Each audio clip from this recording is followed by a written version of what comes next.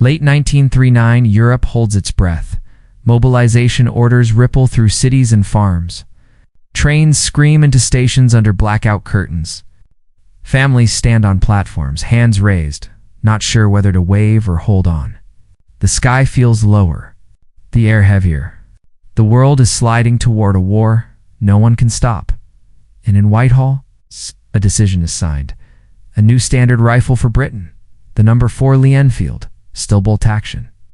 Still rooted in a design from the 1890s, a lineage of steel and wood stretching back to colonial campaigns, trench lines, and dust-blown frontiers. Critics scoff, embarrassing. They say, outdated. They insist. A museum piece marching into the most mechanized war in human history. Germany fields the Kar 98K, sleek strong. 5 rounds ready. America mass produces the semi-automatic M1 Garand. 8 rounds. Self-loading. The future in walnut and steel. Britain doubles down on a manually operated rifle. A mistake. A blunder. A disaster waiting. The verdict seems clear, or so the world believes. The omniscient narrator leans in. They are about to be proven wrong. Why did everyone think it was a mistake? Because the theory was sound? Semi-automatic rifles represented speed. Fire superiority. A trained American rifleman with an M1 Garand could loose 40 to 50 aimed rounds in a minute. The action cycled itself. The mechanism spat out brass, fed new cartridges, and reset the trigger with mechanical precision. The soldier only aimed, only steadied nerves, only pulled the trigger and rode the recoil. Efficiency, modernity, lethality, wrapped into one. Against this stood the humble bolt action. Lift, pull back, push forward, lock down for movements. Every single shot, time disappears into the motion of the hand. The sights drift. The target slips. The rhythm breaks. On paper, it isn't even close. On paper, the bolt action is finished, and Britain knows it. Across the early 1930s, the Small Arms Committee tests new designs. Workshops echo with the clack of experimental weapons. The Vickers Armstrong-Pedersen rifle is fired, studied, and rejected. It needs lubricated ammunition. Oil and dust do not mix in trenches or under tropical rain. The Danish Bang system is trialed next. It promises innovation and breaks under sustained fire. Fragile parts. Unreliable mechanics. Fine theory. Poor reality. Technology is not the only obstacle. Beneath the blueprints sit ledgers, numbers, factories. It's already tailored to .303. British supply chains stretched through an empire. Warehouses stacked with ammunition. Training manuals written. Instructors drilled. Whole generations of soldiers molded around the Lee Enfield. Platform not war is coming fast. Retooling would cost time Britain does not have. So the nation makes a brutal, pragmatic choice. It stays with bolt-action. The world calls it stubborn. Britain calls it necessary. But there's a practical problem.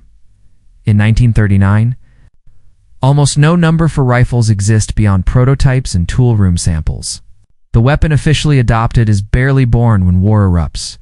Troops march carrying older, short magazine Lee Enfield rifles instead. They go to the front with number 1's Mark III asterisk.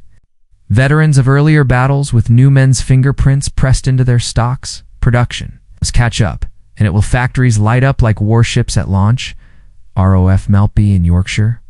ROF Fisicorley in Liverpool. BSA Shirley in Birmingham. 3 great engines of steel and smoke begin to churn across the Atlantic. Another industry awakens. Savage Stevens in Massachusetts.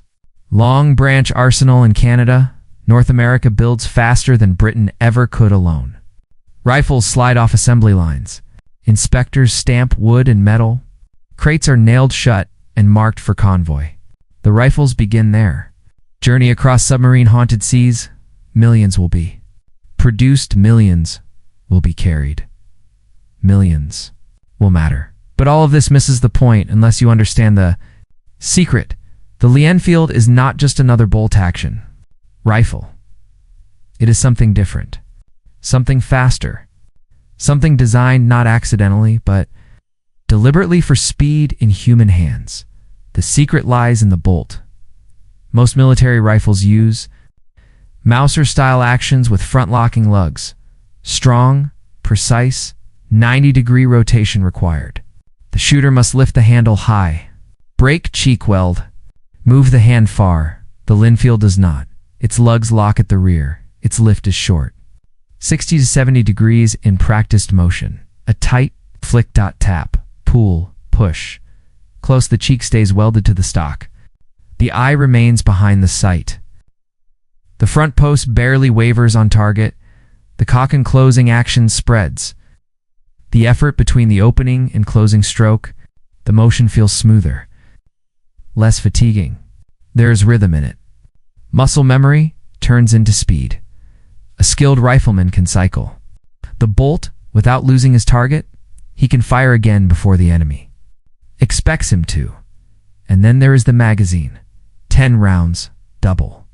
The standard capacity of every major bolt-action rifle, even though British troops top it up with 2 5-round chargers instead of swapping magazines. The truth remains, 10 rounds of aimed fire. 1. Pause, then 10 more. It is not just engineering, it is intent. The rifle is made to move like a thought. Training finishes what the rifle begins. British musketry doctrine is ruthless. 15. Aimed shots per minute at 300 yards. That is the baseline. The requirement, the expectation, not elite performance, standard performance. Those who cannot do it fail qualification. Those who can go beyond 20 rounds per minute, 25, 30 in trained, calloused hands. The barrel heats. The wood smokes faintly. Sights shimmer through rising. Mirage. Jesse Wallingford shows the world what excellence looks like. 36. Hits. 40-8 inches of target. 300 yards. 60 seconds. His name echoes through regimental records, shooting clubs, and mess halls. The story becomes legend because it is not fantasy. It is documented. It is real. It is proof of what the rifle, in the right hands, can do. Doctrine turns men into firepower, and soon history will test them. The proving ground arrives early. The Battle of Mons, August 1914. It is not yet the era of tanks and mechanized columns. It is a war just waking up to its own brutality. German infantry advance in dense formation, gray waves rolling forward beneath artillery thunder. The British expeditionary force is small, professional, scarred from years of discipline and training. They dig in along canal banks and hedgerows. Their Enfields rest on mud and wood. They wait, then they fire. Not wild shots. Not panicked fusillades. A storm of aimed rounds. Fast, relentless, unnerving in its precision. German ranks shudder. Men fall in clumps. Officers shout above the crack of rifles and the scream of shells. The advance falters, then breaks. Private Frank Richards watches the devastation and cannot quite believe his own role in it. Corporal John Lucet calls the effect appalling. Even those firing are shaken by what their bullets have done. German commanders are stunned. They overestimate British machine gun strength by an order of magnitude. They think every battalion holds 28 machine guns. There are 2. The rest is rifle fire. Legends spread. Stories whisper across lines that the British rifles sound like automatic weapons. Whether every rumor is true or not, one fact stands solid. The Enfield proves its worth in combat. Reality trumps theory. The war changes. Years pass, the world burns. Again, from 1939 to 1945, the rifle marches across continents. In North Africa, it rides on trucks through seas of sand. It lies across the laps of men staring into mirage. It survives heat that cracks lips and splits leather. It fires across open desert against panzers and armored columns. artillery bursting in fountains of dust. In Burma, it moves through jungles where air turns into water. Leeches cling. Rain hammers down in sheets. Mud swallows boots whole. Still, the rifle functions steel cycling, wood darkened with humidity. Action sliding true, then comes a night that becomes history. Rifleman, Achimin Garoon. A Japanese grenade explodes. His right hand is destroyed. His right eye blinded. Blood runs down his face and soaks into the stock of the rifle he refuses to drop. He keeps fighting one-handed for 4 hours. He works the bolt with what strength remains. He shouts into the darkness, "Come and fight a Gurkha." Enemies charge. They fall again and again. By dawn, 31 bodies lie in front of his position. He receives the Victoria Cross. The omniscient narrator does not need to explain more. The rifle has become more than wood and steel. It is endurance made physical. There is another story inside the story. The sniper, the number. For Mark 1T, not built, chosen. From standard rifles, the best accuracy is found. 7 of 7 shots within a 5-inch circle at 200 yards. The few that meet this ruthless test are transformed scopes, mounted, cheek pieces added, cases fitted, in the hands of patient men hidden in ruined buildings, frozen forests, and blasted fields. They speak softly, but decisively. The rifle remains in service long after the war ends. It is reborn in 7.62 NATO as the L42A1. It serves into the 1990s. Longevity is its own testimony. How does it compare with rivals? The German Kar 98K, a masterpiece of engineering, accurate, strong, a marksman's rifle, but 5 rounds only, a long bolt throw, slower.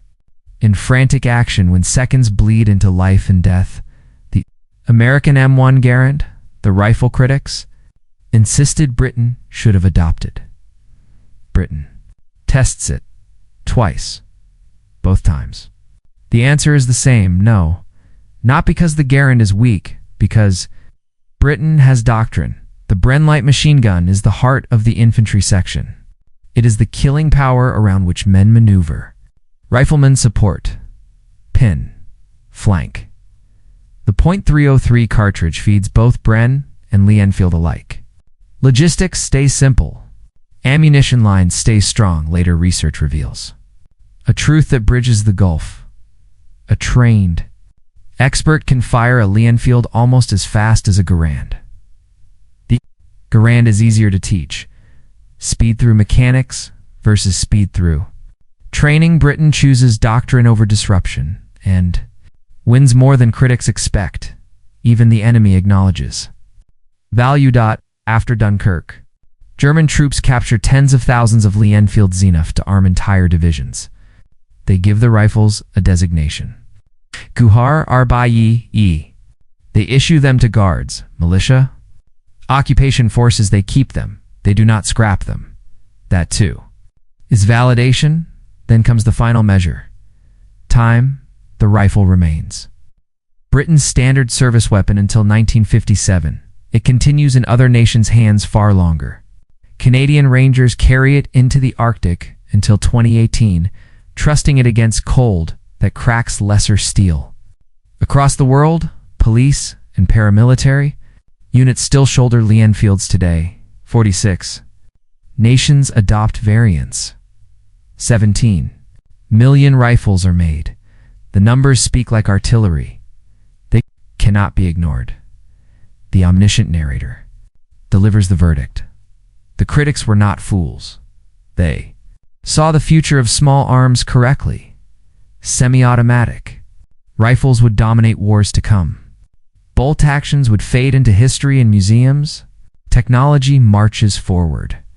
It always does. But they misjudged this rifle. They underestimated design. They underestimated doctrine. They underestimated men trained until muscle and mind merged into speed. The paper analysis simply could not see impossible odds.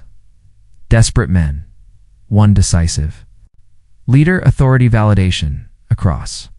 Front lines encircled by tanks and battered by artillery, the Enfield proves itself again and again, not as a relic, but as a weapon worthy of the war it fought. A supposedly obsolete rifle helps defeat Nazi Germany and Imperial Japan.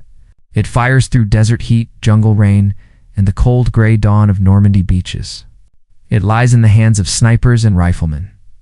It shapes battles and saves lives. It earns respect in silence and shock. The war rolls on. History turns its pages, and the narrator leaves you with one truth, sometimes. The future arrives slower than expected sometimes. An old weapon refuses to die. Sometimes the museum piece wins. If you're still here, you already know why. You care about the details. And this story is only the beginning.